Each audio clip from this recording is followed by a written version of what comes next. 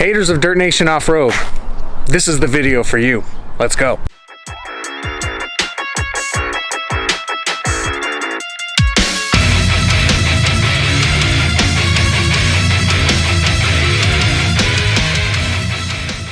Hey, what's up guys? Welcome back to another episode of Dirtnation Off-Road. So today what we're going to be doing is going over what we learned from our recent flooding of the Dirtnation Tacoma at King of the Hammers 2020. We're going to cover the flood itself, the cleanup, repairs, and then we're going to give you some tips just in case you find yourself in the same situation. So let's get to it. Now, if you haven't checked out the King of the Hammers video, we'll link it below so you guys can check out all the shenanigans in its entirety. In that video, we found a big puddle of water near Hammertown, and us being the opportunists that we are, decided to stop, take a look around, and check it out. Looking at the puddle, it looked to be around 2 to 3 feet deep, and a no-brainer for my truck because I've been in deep water before, and as expected, I take a dunk, get stuck, and the water level ended up sitting, just above the Tacoma badge on the side of the truck. Within a minute of the truck stopping, the water started to flood in the truck. Honestly, I expected better from the Tacoma considering that there's door seals all around. But let that be the first thing that you learn from this video. Even though you have door seals, sitting water will find a way in eventually. After winching the truck out, the fun part began. We opened up the driver's side door. Water starts flooding out. We open up doors on the other side. Water starts flooding out. About the 2 to 3 inches of water all around. Most of it came in through the passenger side.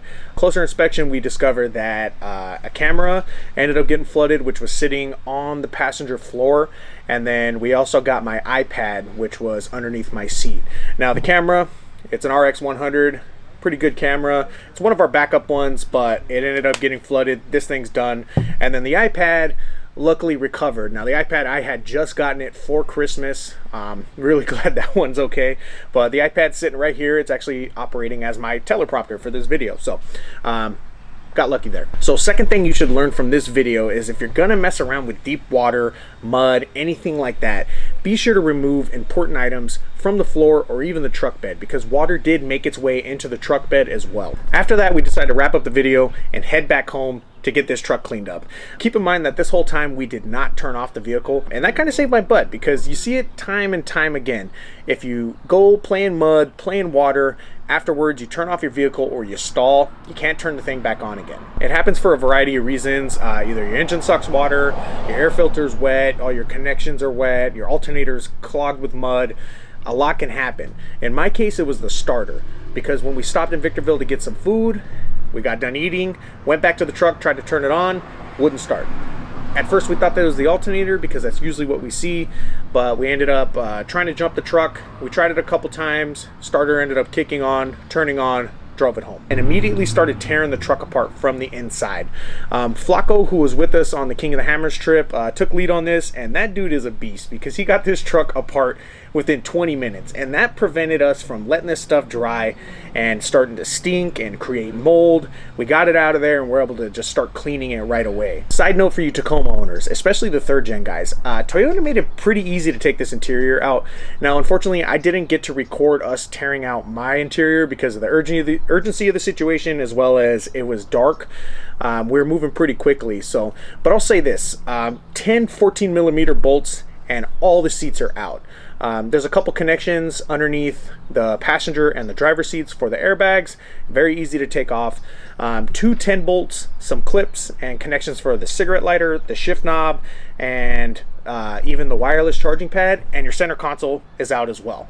All the seat belts are also 14s, and you take out the panels on the middle pillars as well as the storage compartments under the passenger seats, and boom, you can already lift the carpet out of the truck. From there you can start draining water out through all the drain plugs placed throughout the vehicle. We took them all out and used a garden hose to slowly remove the mud and try and get as much of it out as possible.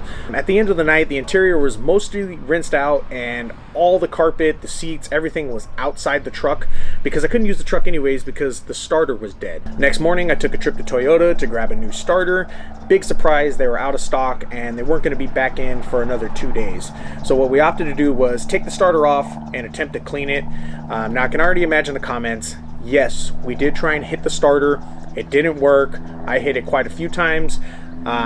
Just didn't work. That wasn't the issue. It wasn't seized. It was just wet and the connections weren't working. So we opted to just take it off, take it apart, and we found that the starter was completely caked in mud all over the connections, the contacts, the side of the gears.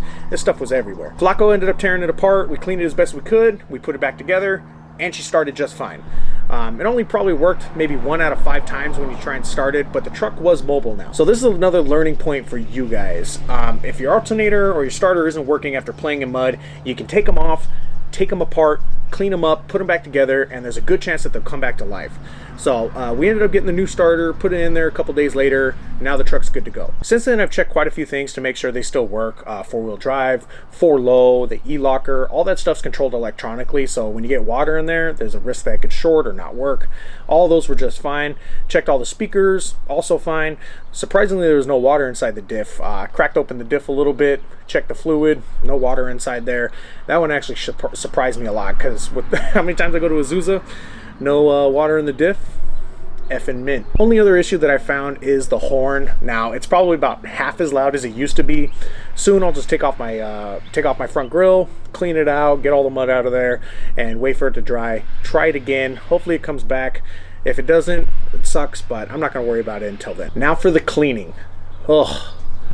I said in the beginning of the video that this is the video for Dirt Nation haters. Now the reason for that is you guys are going to get a kick out of the headaches I've had to deal with this week. Starting with the outside, this Johnson Valley mud is like concrete. Once it dries, this stuff is a pain in the ass to take off. People always complain about Azusa mud. I will silence those criticisms right now. This stuff is 100 times worse. Trust me. On the drive home from Hammertown, I can already hear the brakes. They're making weird noises. They're stopping weird. Tried cleaning the brakes with the power washer. Didn't help. Took the brakes apart. Found them caked in mud. I cleaned them up, and now they're mostly fine. I got a brake job coming in the future, so I'm not even worried about it too much. Whatever. Passenger taillight took on some mud. Ended up taking it off. Took all the bulbs out. Rinsed it out really good. Now there's no mud. Just a tad bit of water drops, but that'll go away eventually. Climbed underneath the truck and went crazy with the power washer. After some time, I got most of the mud off the vehicle, but this stuff was everywhere. Inside the frame, inside the lower control arms. I'm talking like you take the control arm, I'm squirting inside the holes to like get, because it's full with mud. It just stayed inside there. The rear diff was like, had this nice layer on the top of it. It looked like a hat on top of the rear differential. It just looked like the funniest thing ever. I was underneath there and on the sides just scraping it out from the rear bumper and taking a pry bar and pressing it here and releasing mud, and this stuff was falling off all over the place. It was on the inside of the fender flares, on the bed. Like I said, this stuff's everywhere. At this point, most of it's gone. You know, it still looks kind of bad underneath there, but it's no worse than what the truck normally looks like. Now for the interior. Even though we rinsed out the interior, there was still a lot of mud and dust left over. It found itself in every nook and cranny.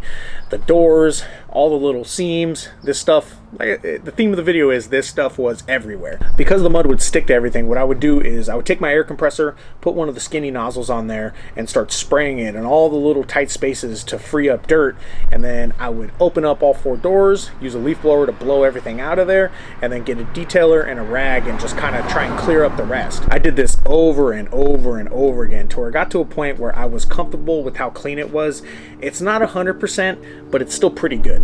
As for the interior pieces, that stuff was outside of the truck all week. I only had 2 front seats and seat belts while I was at work, and then until the weekend, I just laid everything out, started power washing it, even the carpets, the padding underneath, all the seats, passenger seat, all that stuff. I was spraying everything because even the seats got a lot of mud on them. Rear seats got some too. So it took all the panels. I had to scrub them individually because the power washer just wasn't doing the job. Like I said, this mud sticks to everything. It just won't go away. Washed all that stuff, left it out for a day to dry. While the interior is out, we took an opportunity to install a radio on the truck, which will be useful for more future runs in the channel. You know, longer range, more channels, yada, yada, yada. Once everything dried out, went over the truck with detailer on the inside one last time, and then started putting the interior back in. Put the padding, put the carpet, and then went to a car wash, vacuumed it one last time where there was nothing else on the carpet, 100% clean.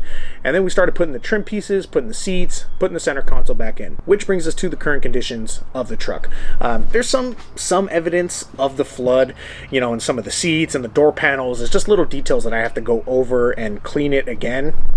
But like I said, the inside, the carpet, everything solid. Pretty pleased with it. It's almost like a new truck. It hasn't been this clean in a very, very long time. So It's good news. All said and done, this was an expensive and annoying swim for the Tacoma. Would I do it again? Of course I would. It's good content. Immediately after I got stuck in Lake Hammertown, that pit drew a huge crowd, and then other people started taking dunks of their own, including an FJ that went off the chain and was putting on the show for everybody. Hammertown, you're welcome. My point is, I'm never going to shy away from an opportunity to provide you guys with the best possible content. Only thing I would change is I would take some precautions, air down my tires, take some of the expensive things out of the truck, and probably hit it with a little bit more speed.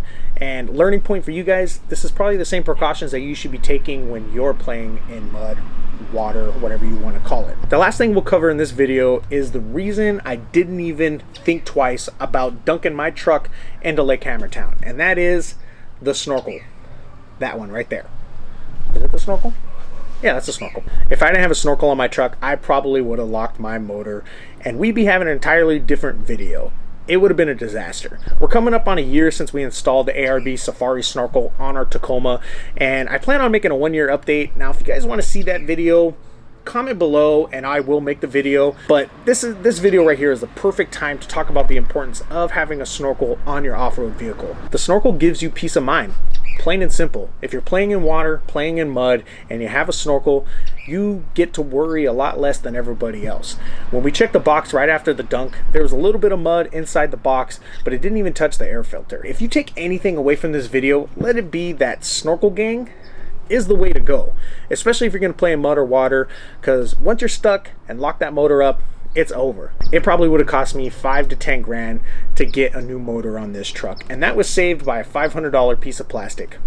I love it. Now, it's easy for you guys to say, oh, I just won't take the risk. I'll skip everything with water. Trust me, when you go somewhere like Azusa Canyon and you see everybody having a good old time in these mud pits, it's hard to resist that temptation. You're gonna wanna go have fun too. And when you do, things happen. This snorkel is the reason I hit that pit, and the reason I'll probably go hit that pit again at the next King of the Hammers. That being said, that's all I got for the video. It's been a very busy headache of a week dealing with the consequences of flooding this Tacoma, but we learned a lot, and I hope you guys learned a lot too. But other than that, I want to thank you guys for watching. Make sure to subscribe to their channels, follow us on Instagram, Facebook, YouTube, and Patreon. You can also hit us up for shirts, not fest shirts, but Dirtnation shirts at dirtnationoffroad@gmail.com. But other than that, thank you guys. We'll see you again next time.